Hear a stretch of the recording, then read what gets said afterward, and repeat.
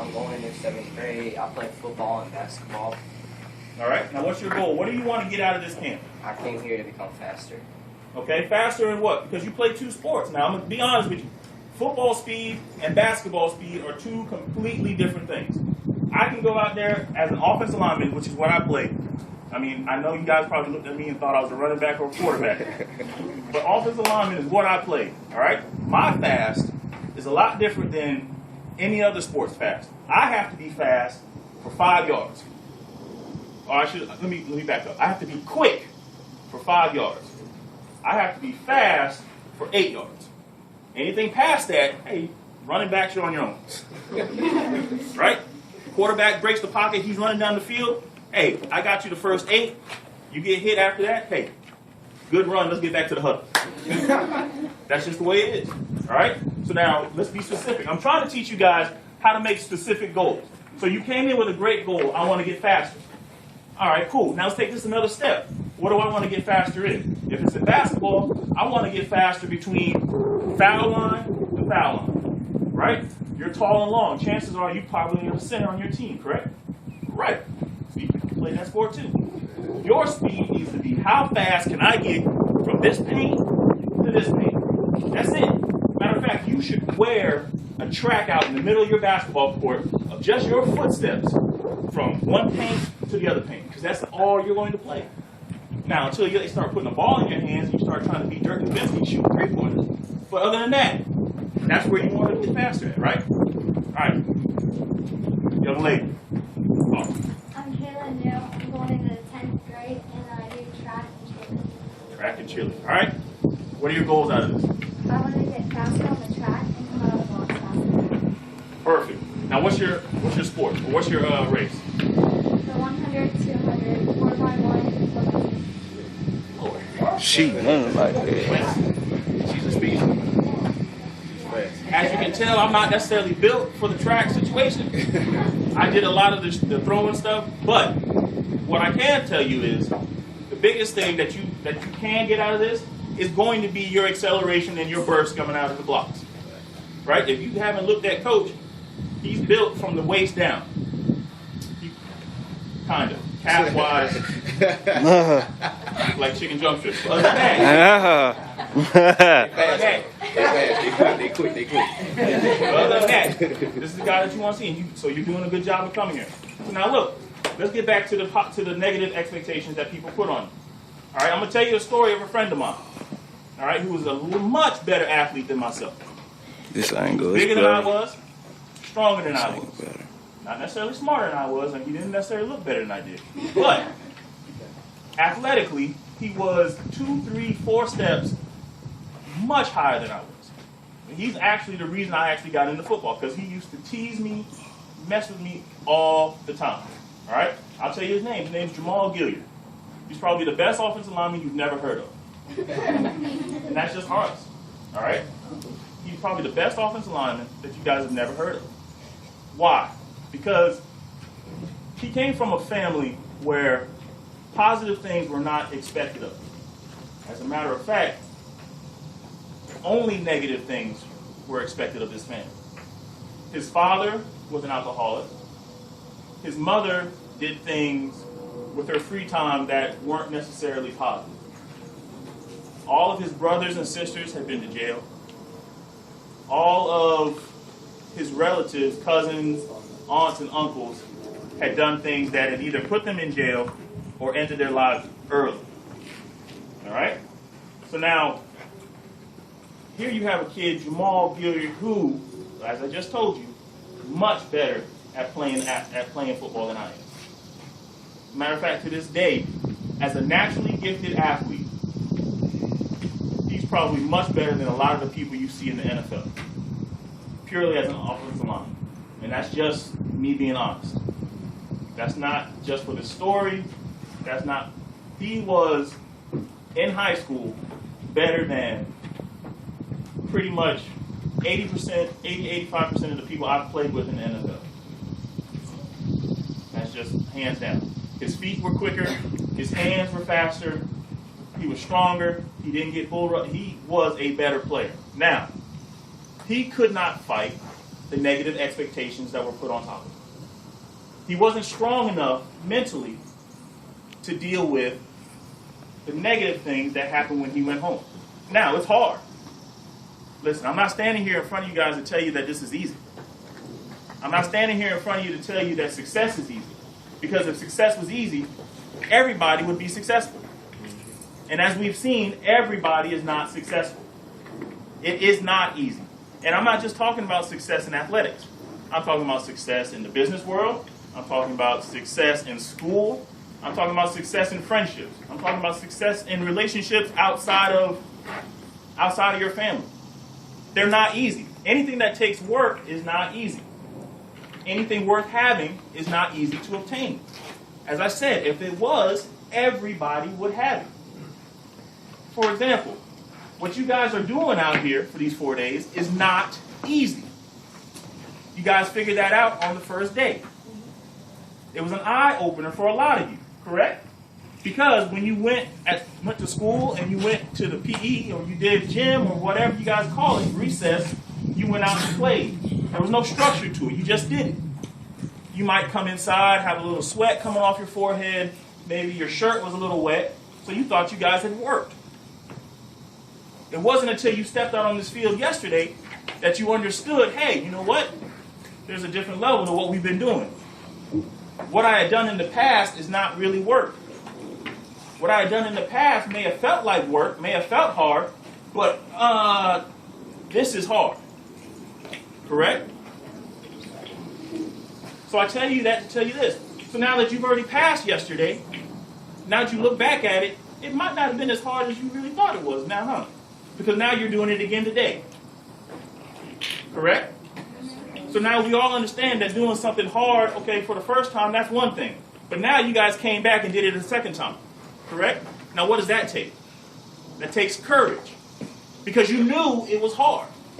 It's easy to do something one time when you don't know anything about it. Because you had something else built up in your mind. Hey, we're just going to come out here and run a little bit.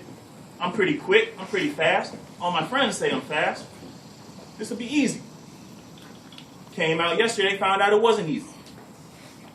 Now, you could have not come back today. But now, I know how much your parents are paying for you to be here, so if I was your parent, you're coming back today. Yeah. Have that right. But you could have made up excuses. You could have stayed in bed. All those things. But no, you came back. You took a step forward. You took a step forward most of your friends would not. You understand? You walked past that wall when others would have said, you know what, it's too hard. I'm going to get too sweaty. I'm going to get dirty. I'm missing playing time from Halo or Men at War or whatever game. What are we playing? Call of Duty. Call of Duty. Listen.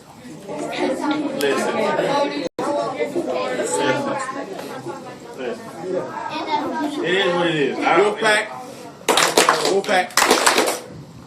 So look, I got off topic a little bit, but I'm saying this. It takes courage to do something that's hard when you know it's hard. You understand?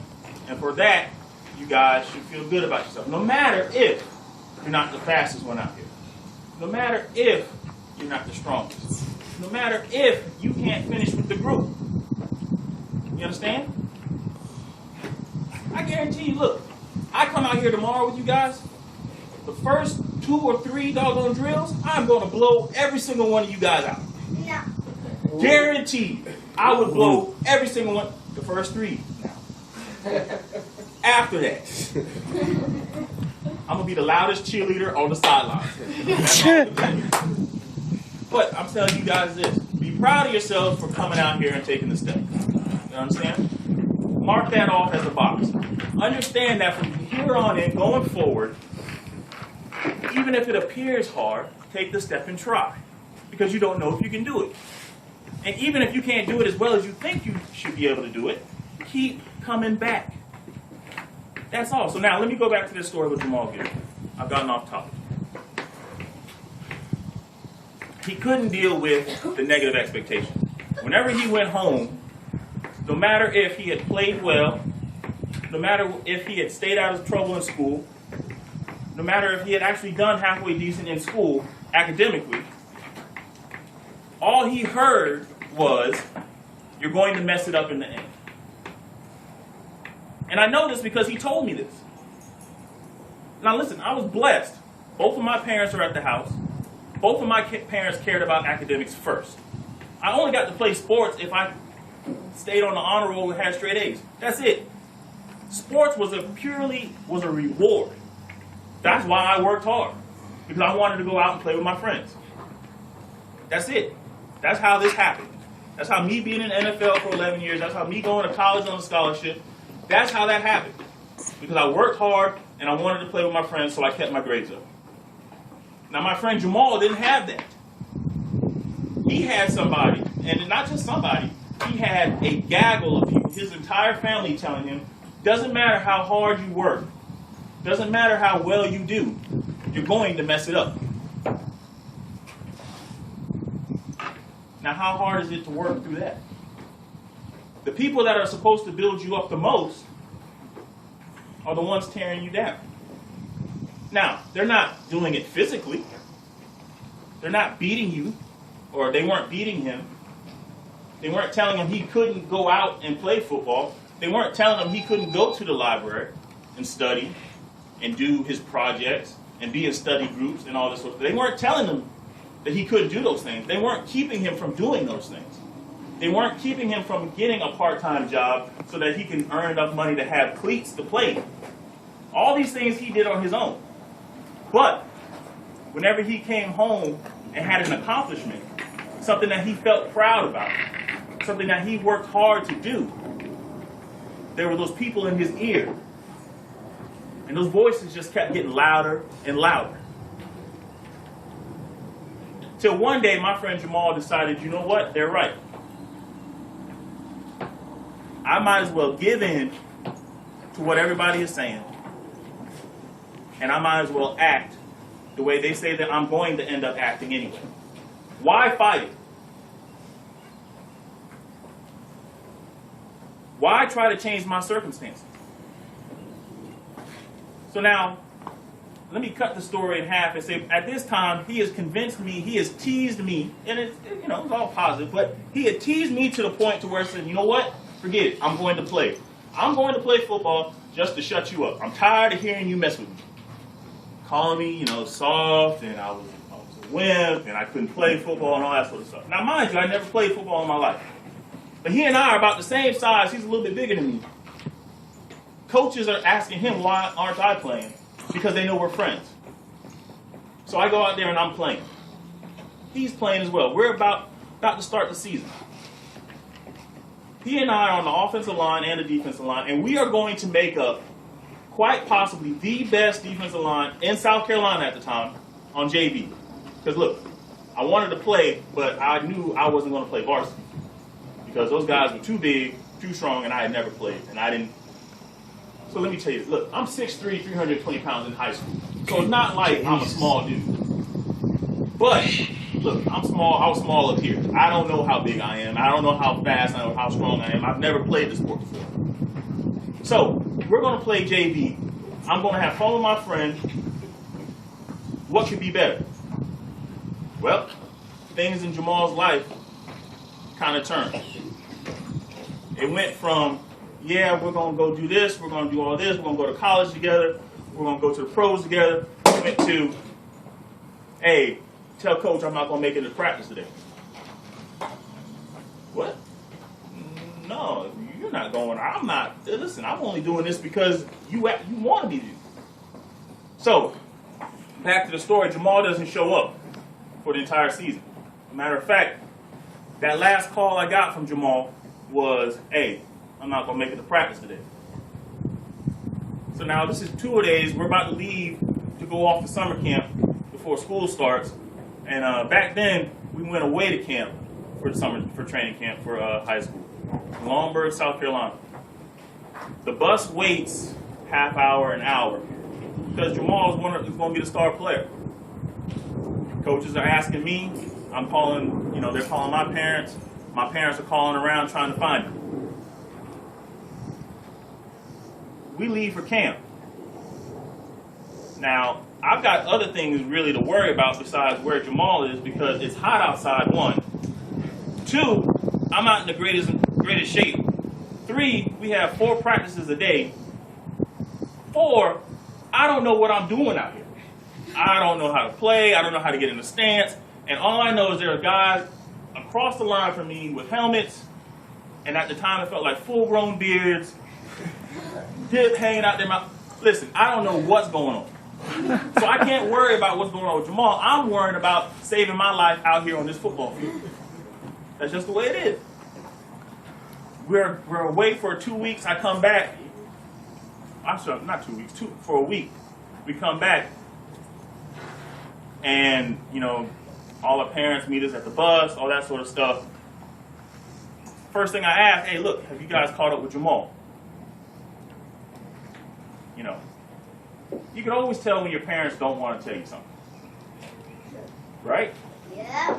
All right, we all know that look that our parents get when they don't want us to tell something. So we get in the car, we go home. Still, I don't hear anything. I go call his house.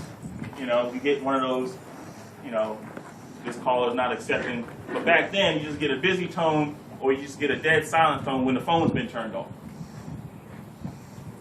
Nothing new. You know what? I'm going to get on my bike and I'm going to go to Jamal's house and see where he's at.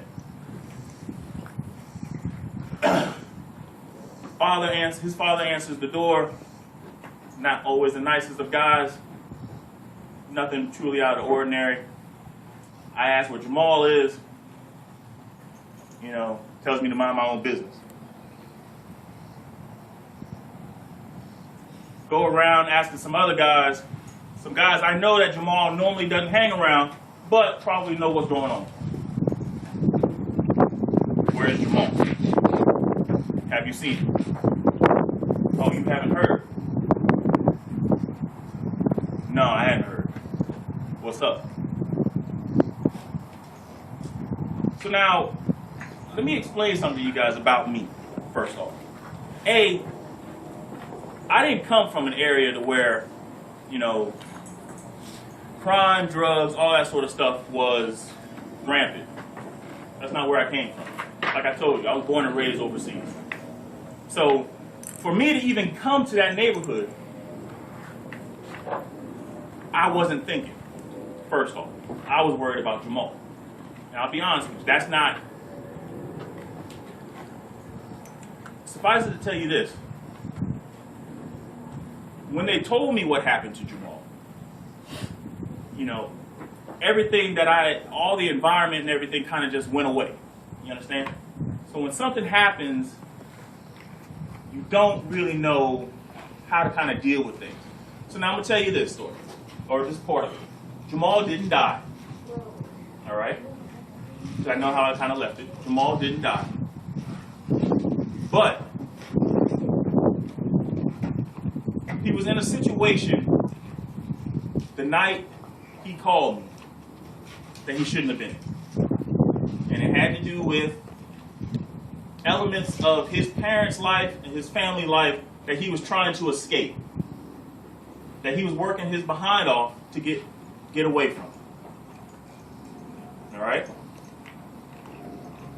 Jamal ended up going to jail for 15 years. Now, I never learned the story of it. He would never tell me it. He would never tell me what happened. I've heard rumors of what happened. Either way, Jamal's life was messed up from that point on. Everything that he had worked for, everything that he had tried to accomplish, he gave up in that one incident. Now, is it a sad story? Yes, it's a sad story. And it's even sadder because from that point, our lives went in separate directions. All right? From my last call with him before he went into jail, which was in 1994, a year before I graduated high school, to, in all honesty, 2011, I hadn't spoken to him. I didn't even know where he was. I didn't know if he was alive. I didn't know if he had gotten his life back on track. I didn't know what he was doing. I didn't know if he had a family. Now, in my hometown, you know, couple of his sisters, cousins, and all that sort of stuff were around, and I say hey to them and all that sort of stuff. Didn't really talk to them. They weren't my friends then. But I tell you this, the voices that come through your ear from outside are going to be loud. If you're blessed and if you're lucky, they're going to be positive, telling you that you can do things, telling you that even though it's hard, we believe in you, we have faith in you, we know you can do it. You're smart enough to do well in this class. You have enough hard work in you to study to do well in this test. You've got coaches that are going to be in your ear. Take one more step. Push through the drill. Finish. That's if you're blessed. That's if you take the opportunity and you have the courage to take that step to put yourself in a situation to surround yourselves with positive influences. But the voices in your other ear are going to be as loud, if not louder. And they're going to come from people that you thought were your friends, that you thought had the best intentions for you. And they're going to say things like, you're too fat to be fast. You're too short to play basketball. You're a girl. You can't run with these boys. Right? Your parents don't make enough money. You don't dress cool. You don't look like we look, so we're not going to be your friend.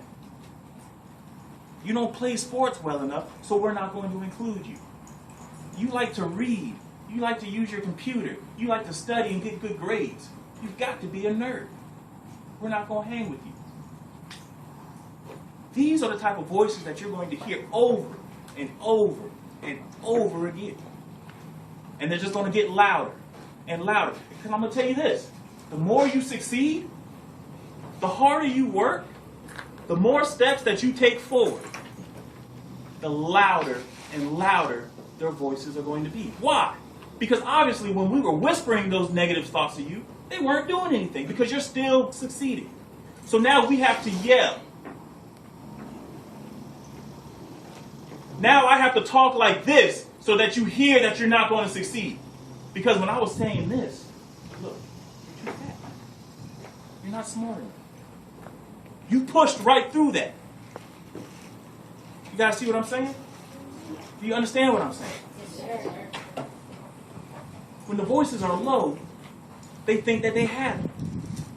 It's not until the voices start screaming at you and trying to get you to take your attention off of what you're trying to accomplish that they start to get loud. Because obviously just whispering and talking to you is not working. So rest assured that this, if the voices are loud, you must be doing something right. When all you're doing is hearing little whispering, that's when you got to check yourself. Hey, what am I not doing? If somebody's whispering in my ear, hey, I don't think you're going to be able to do this. Well, then obviously I haven't done enough to make them scream that to me.